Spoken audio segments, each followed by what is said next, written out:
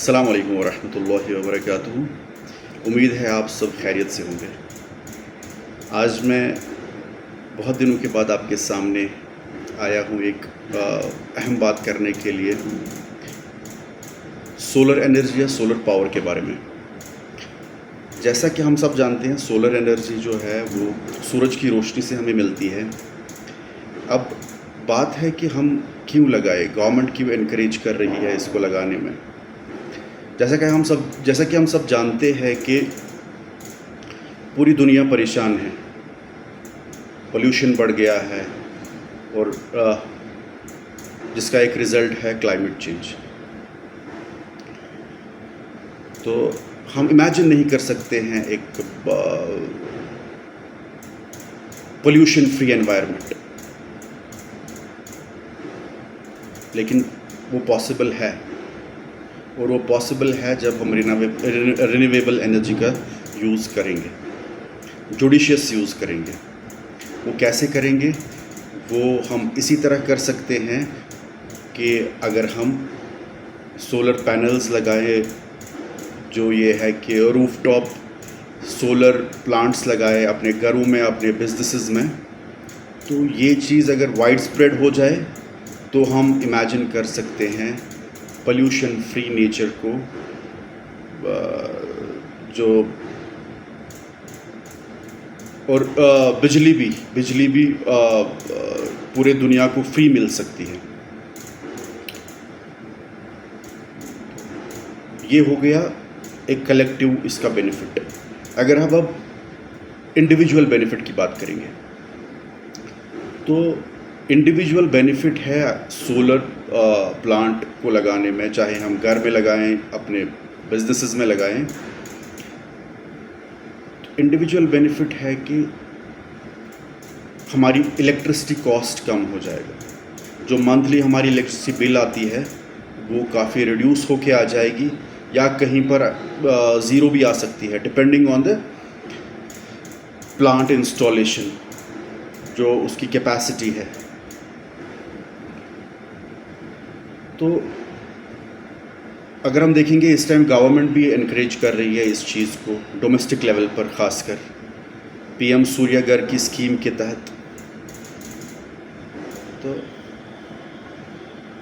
मुझे लगता है कि एक वाइज डिसीजन होगा इंडिविजुअल लेवल पर, अगर हम इस चीज़ को, इस स्कीम को लॉक करके अपने घरों के ऊपर अपनी लेवल का, अपने बजट के हिसाब से एक छोटा या बड़ा एक power plant, solar power plant लगाएं। हाँ, गवर्नमेंट को चाहिए कि बिजनेसेस के लिए भी कोई सब्सिडी दे दे, जो कि अभी शायद एग्जिस्ट नहीं कर रही है, जिसकी वजह से ये और ज़्यादा मोटिवेशन बन जाए लोगों के लिए। तो अगर हम अब देखेंगे कि इसमें 2-3 किस्म है सोलर पावर प्लांट्स में, जैसे on grid, of grid, hybrid, हमने सुना होगा। तो ऑन ग्रिड जो होता है वो कनेक्टेड होता है इलेक्ट्रिसिटी ग्रिड के साथ।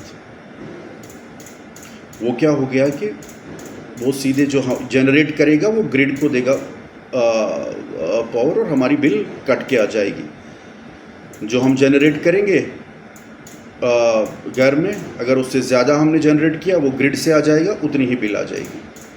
दूसरा होता है ऑफ ग्रिड। ऑन ग्रिड में कोई बैकअप नहीं होता।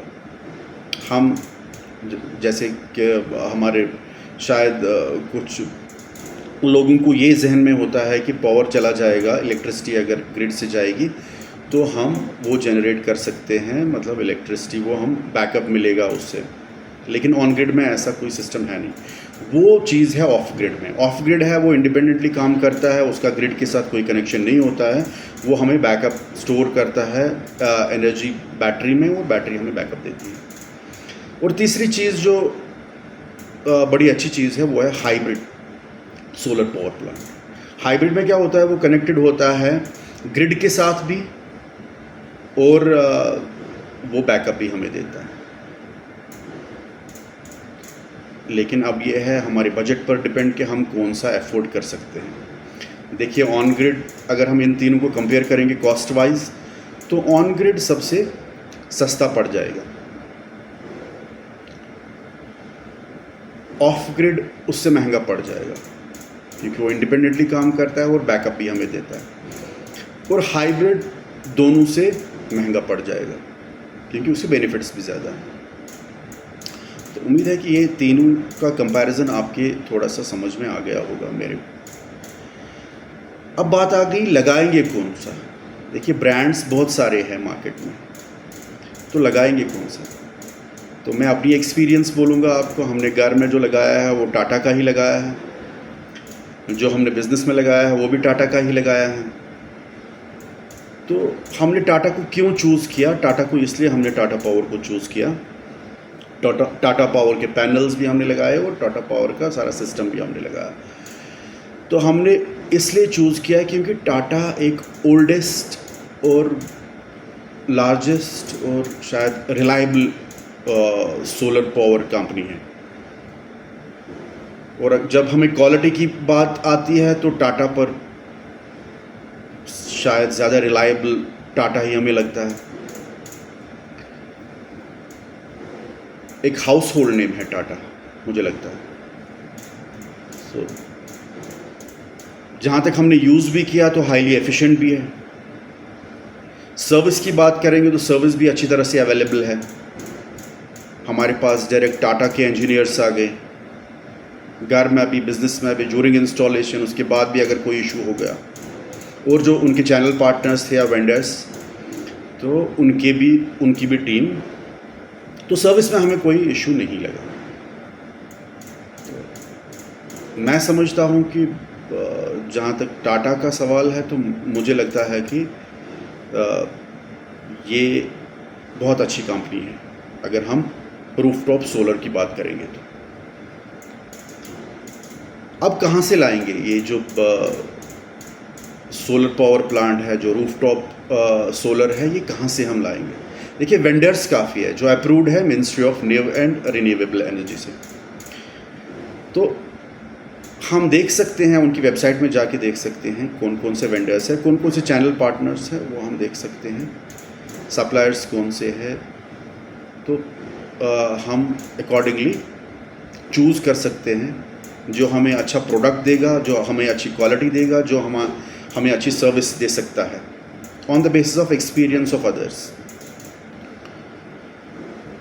तो मुझे लगता है आजकल के डेट में बहुत ज़रूरी है कि हम कुछ एनवायरनमेंट में भी कंट्रीब्यूट करें।